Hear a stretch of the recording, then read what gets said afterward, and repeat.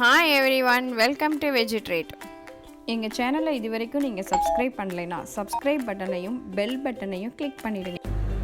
இன்றைக்கி நம்ம திடீர் சாம்பார், அதாவது உடனே பண்ணக்கூடிய சாம்பார் எப்படி பண்ணுறதுன்னு பார்க்க போகிறோம். இது டேஸ்ட்டு பார்த்திங்கன்னா ஹோட்டல் சாம்பார் மாதிரியே இருக்கும். உங்களுக்கு இட்லி தோசைக்கு சூப்பராக இருக்கும், ரைஸுக்கும் நல்லாயிருக்கும். இதுக்கு தேவையானது தாளிக்கிறதுக்கு கடுகு, சிகப்பு மிளகா 2, பச்சை மிளகா, ஜீரகம், வெந்தயம், உளுத்தம்பருப்பு, 2 வெங்காயம் நம்ம எப்போதும் சாம்பாருக்கு வெட்டுற மாதிரி வெட்டி வச்சுக்கோங்க. ஒரே ஒரு தக்காளி, கருவேப்பிலை, அப்புறம் 2 ஸ்பூன் கடலை மாவு. இது வைக்கிறதுக்கு ஒரு ரொம்ப ஈஸி, 10 மினிட்ஸில் வச்சிடலாம். இப்போ ஒரு கடாயில் நல்லெண்ணெய் 1 ஸ்பூன் ஊற்றி கடுகு, உளுத்தம்பருப்பு, ஜீரகம், வெந்தயம், பெருங்காயம், 2 ரெட் சில்லி கிள்ளி போட்டுக்கலாம். இப்போ இது எல்லாம் நல்லா கலர் சேஞ்ச் ஆனதுக்கு அப்புறமா 2 பச்சை மிளகாயும் ஆட் பண்ணி கருவேப்பிலையும் போட்டுருங்க. கருவேப்பிலையே பிச்சு போட்டுக்கலாம். இப்போ இதோடையே நம்ம வெட்டி வச்சுருக்கிற 2 வெங்காயத்தையும் ஆட் பண்ணிடலாம். இப்போ வெங்காயம் கொஞ்சம் கலர் சேஞ்ச் ஆகிற வரைக்கும் வெயிட் பண்ணலாம். இப்போ நல்ல கலர் மாறிடுச்சு. இப்போ இதோடையே நம்ம வெட்டி வச்சுருக்கிற ஒரு தக்காளியையும் ஆட் பண்ணிடலாம். இப்போ இதில் ஒரு சின்ன எலுமிச்சம்பழ அளவு புளி தான் போட்டிருக்கேன், ஏன்னா ஒரு தக்காளி ஆட் பண்ணியிருக்கோம் நம்ம.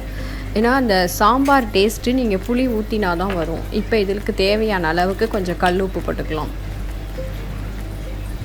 அதில் ஒரு அரை ஸ்பூன் தான் சாம்பார் பொடி, ஏன்னா நம்ம 2 பச்சை மிளகா, 2 சிகப்பு மிளகா எல்லாம் தாளிச்சிருக்கோம். அதனால் உங்கள் காரத்துக்கு ஏற்ற மாதிரி சாம்பார் பொடி போட்டுக்கோங்க. நான் அரை ஸ்பூன் தான் போட்டிருக்கேன். இப்போ ஒரு 1/4 ஸ்பூன் மஞ்சள் பொடி போட்டுக்கலாம். அவ்வளோதான். கொஞ்சமாக தண்ணி ஊற்றி நல்லா 1 கப்பு தண்ணி ஊற்றி இதை நல்லா கொதிக்க விட்டுக்கோங்க. ஒரு 5 நிமிஷம் கொதிச்சா போதும். இப்போ பாருங்கள், தக்காளிலாம் நல்லா மேஷ் ஆகி நல்லா கொதிச்சிருக்கு. இப்போ இதில் நம்ம எடுத்து வச்சுருக்கிற 2 ஸ்பூன் கடலை மாவை கரைச்சி ஊற்றிடலாம். கொஞ்சம் கேஸை சிம்மில் வச்சுட்டு ஊற்றுங்க, ஏன்னா நீங்கள் அது ஊற்றின உடனேயே அப்படியே கெட்டியாகும் குழம்பு. இது நான் இன்றைக்கி ஒரு 4 பேருக்கு வைக்கிறதுனால 2 ஸ்பூன் கடல மாவு யூஸ் பண்ணியிருக்கேன். நீங்கள் இப்போ 2 பேர் 3 பேருக்குன்னா 1 ஸ்பூன் யூஸ் பண்ணிங்கனாலே போதும். ஏன்னா ரொம்ப நிறையா கடல மாவு போட்டுட்டிங்கன்னா ரொம்ப கெட்டியாக குருமா டைப்பில் ஆகிடும், சாம்பார் மாதிரி வராது. அதனால தான் தக்காளி 1 போட்டு புளி தண்ணி ஊற்றினீங்கன்னா தான் சாம்பார் டேஸ்ட் வரும் உங்களுக்கு. அவ்வளோதான். இது எல்லாம் ஒன்று சேர்ந்து கொதிக்கிற அளவுக்கு ஒரு 5 நிமிஷம் கொதிக்க விட்டுட்டு கொத்தமல்லி தூவினா நம்மளோட சுவையான டேஸ்டியான திடீர் சாம்பார். 10 நிமிஷம் தாங்க ஆகும் இது வைக்கிறதுக்கு. இது வச்சிட்டிங்கன்னா இட்லி, சாம்பார், இட்லிக்கு, தோசைக்கு, சப்பாத்திக்கு, பூரிக்கு எல்லாத்துக்குமே சூப்பர் சைடிஷ்ஷாக இருக்கும்.